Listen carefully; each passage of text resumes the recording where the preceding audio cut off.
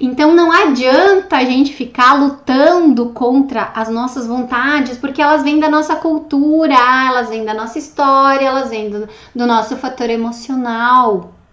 E quando a gente aprende a encarar isso com maturidade, acolhendo, respeitando, a nossa ansiedade ao comer essas coisas vai reduzir muito. Acolher é assumir o controle da alimentação. E quando a gente não acolhe, quando a gente luta contra, a gente não tá assumindo o controle. O controle tá no alimento, ele que determina quando, quanto e como a gente vai comer.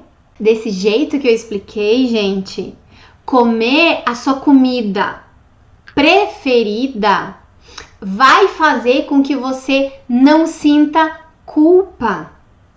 Quem aqui já sentiu culpa depois de comer aquela comida preferida?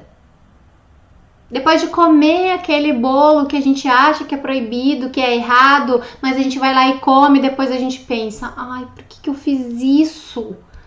Eu não devia, eu não precisava, por que eu não consigo, por que não dá certo, por que eu sou fraca, por que eu desisto? Isso tudo vem dessa guerra que a gente estabelece com as nossas comidas preferidas. Então, comer as nossas comidas preferidas, acolher as nossas vontades e conseguir trabalhar para que a gente não sinta culpa, se colocando nesse lugar de respeitar toda essa nossa história alimentar, faz a nossa ansiedade ao comer diminuir, porque sem culpa isso acontece. Sem culpa, respeitando, acolhendo esses meus desejos, essas minhas vontades de comer aquelas coisas, eu vou comer em paz, tranquila, não vou precisar exagerar, nem me esconder para comer, porque às vezes a gente se esconde da gente mesmo, né? Quando a gente vai comer alguma coisa que é considerada errada. Então, com isso, sem culpa, com menos ansiedade ao comer, você emagrece quantos quilos você quiser. Seja 2 quilos, sejam 5, sejam 10, sejam 15, sejam 20. Porque você assume o comando da coisa toda.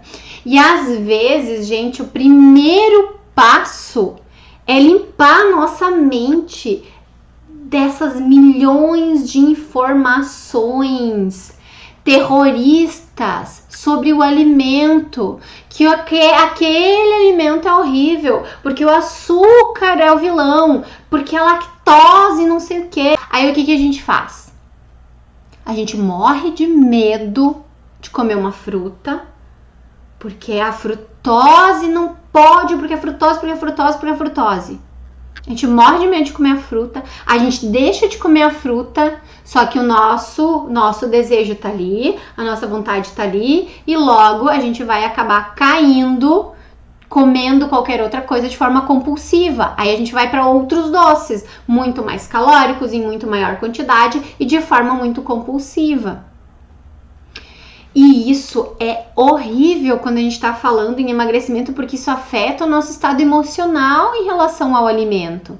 Aí outra coisa que muitas vezes pode acontecer, o carboidrato é demonizado. Então vou fazer low carb. Aí não come pão, não come arroz, não come massa, que são as suas comidas favoritas muitas vezes. Não come o nhoque, não come o aipim. Por quê? Porque é carboidrato. Pra mim, são comidas que eu adoro, são comidas preferidas. Aí a gente exclui tudo isso, porque disseram que não podia comer carboidrato. Mas a gente não aguenta, porque essas comidas elas entram para sanar outras fomes e não a fome física. E aí o que acontece? A gente vai acabar comendo compulsivamente algum doce, porque a gente precisa do carboidrato, gente. Então a gente exclui tudo isso, exclui arroz, exclui pão, exclui batata, exclui massa, exclui aipim. E aí a gente vai lá e abre uma caixinha de leite condensado e come de colher. Não faz sentido nenhum.